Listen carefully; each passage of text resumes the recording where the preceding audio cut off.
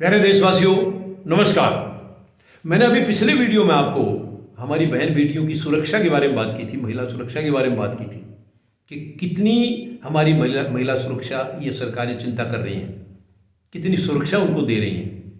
ये सचमुच सोचने का विषय है, हमारे लिए बहुत गंभीरता से चिंता करने का विषय है, चिंतन करने का विषय है। यानी एक और केस आपको बताऊं मैं। एक महिला मथुरा के अंदर बैंक में असिस्टेंट मैनेजर की पोस्ट पर थी।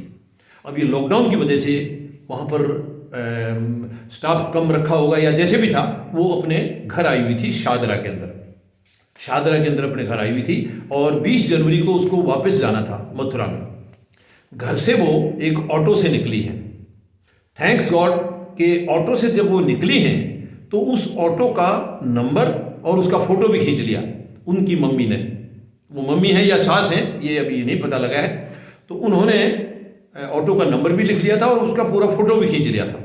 ये बहुत अच्छा काम किया, ये करना चाहिए। मैं सभी अपनी बहन बेटियों से, सभी महिलाओं से निवेदन करूंगा, जब भी आप किसी अनजान गाड़ी में बैठती हैं, चाहे वो ऑटो है, टैक्सी है, कोई भी है, उनका नंबर ज़रूर लिख करके अपने घर वालों को भेज दें। घर वालों को ज़रूर लिख के भेज दें ताकि कभी भी कोई ऐसी सिचुएशन हो तो तुरंत कार्रवाई हो सके। यानी इसमें अगर उन्होंने इसका नंबर नहीं लिखा होता ऑटो का तो हो सकता है शायद ये केस सॉल्व नहीं होता। ये बहुत गंभीर केस हुआ है। तो जैसे वो महिला वहाँ से निकली हैं और निजामुद्दीन के लिए निकली थी, वो स्टेशन जाने के लिए, उसको ट्रेन पकड़नी थी और रास्ते में ही ऑटो वाले ने पहले वहाँ ऑटो को रोका है। वो कहीं टॉयलेट के बहाने से इधर उधर उतर के गया है, फिर वापस बैठा है और महिला के साथ उसने झगड़ा शुरू कर दिया, मारपीट शुरू कर दी है।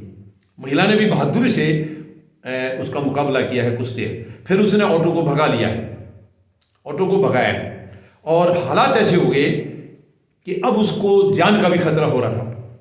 महिला को अपनी जान का भी खतरा होने लग गया था, इस किस्म की हालत हो गई थी। और आखिरी में उसको हाथापाई के दौरान करते कराते कुछ सड़क पर कुछ गड्ढे वगैरह थे, कुछ किसी कारण से, यानी ऑटो की रफ्तार जो थी वो कम हुई थी और जैसी ऑटो की थोड़ी सी रफ्तार कम हुई है तुरंत उस महिला ने ऑटो से जंप कर दिया है, ऑटो रिक्शा से जंप कर दिया है और ऑटो वाला उसका मोबाइल और बैग जिसमें पैसे भी थे उसको लेकर के भाग गया, फरार हो गया वहाँ से। लड़की ने तुरंत, अब कैसे खबर की है क्योंकि मोबाइल तो इसका चला गया था, तुरंत इसने किसी तरीके से अपने घर वालों को खबर की है और उधर से पुलिस को खबर की है। घर वालों ने खबर मिलते ही, क्योंकि उनके पास नंबर पहले ही था, ऑटो की डिटेल पहले ही थी, तुरंत उन्होंने पुलिस कार्रवाई की। वहाँ से भी लड़की ने भी यहाँ से कंप्लेंट कर दी और वहाँ से घर वालों ने भी कर दी है, तुरंत कंप्लेंट की है और इस तरीके से कुछ ही घंटों के अंदर ड्राइवर को पकड़ लिया गया है। ऑटो ड्राइवर को कुछ ही घंटों में पकड़ लिया गया है। यानी ये कितनी चिंता की बात है, कितनी दुख की बात है कि ऑटो वालों का ये रवैया है। एक तरफ तो जनता भी ये समझती है भाई ये गरीब घर के बच्चे हैं जो अपना मेहनत करके अपना रोजगार चला रहे हैं, अपने परिवार का पालन पोषण कर रहे हैं, फिर उनकी इतनी गंदी नीयत है। बहुत ही दुख की बात है, ये बहुत ही दुख की बात है और ये हमारे लिए, एक समाज के लिए बहुत ही एक शर्म की बात है। आज मतलब हम कहाँ जा रहे हैं, दुनिया चांद में पहुंच गई है और हम अपनी महिलाओं को सुरक्षा देने में फेल हो रहे हैं। क्यों ऐसा है और ये नकारात्मक सोच क्यों बढ़ती जा रही है? कुछ युवा हैं या कुछ गलत प्रवृत्ति के लोग हैं जो ये ऑटो वगैरह टैक्सी वगैरह में अच्छे लोग भी हैं लेकिन कुछ गलत प्रवृत्ति के लोग हैं। अब इस बच्ची का अगर घर वालों ने ना लिखा होता तो शायद इसको ढूंढना मुश्किल था, क्योंकि उसके पास ऑलरेडी था नंबर वगैरह और तुरंत पुलिस ने कार्रवाई करके इसको कुछ ही घंटे के अंदर पकड़ लिया गया है। तो मोबाइल तो इसका तुरंत बरामद हो गया था और पर्स के लिए उसने ये कहा है कि मैंने रास्ते में फेंक दिया था।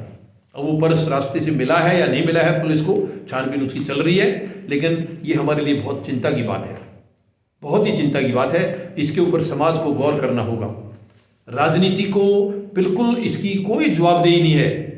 जो आज राजनीति में लोग हैं वो केवल अपनी संरक्षण अपने खुद के लिए करते हैं, वो अपने खुद के लिए, अपने परिवारों के लिए, अपनी पार्टी के लिए, अपने नेताओं के जो उनके हैं, उनको समाज से कोई लेना देना नहीं। समाज की तरफ उनकी कोई जवाबदेही है ही नहीं है।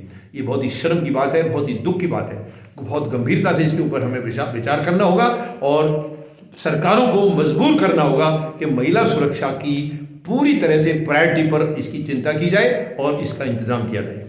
ये शर्म की बात है।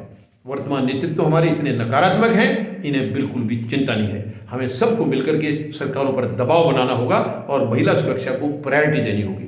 धन्यवाद। जय जवान, जय किसान, जय हिंद।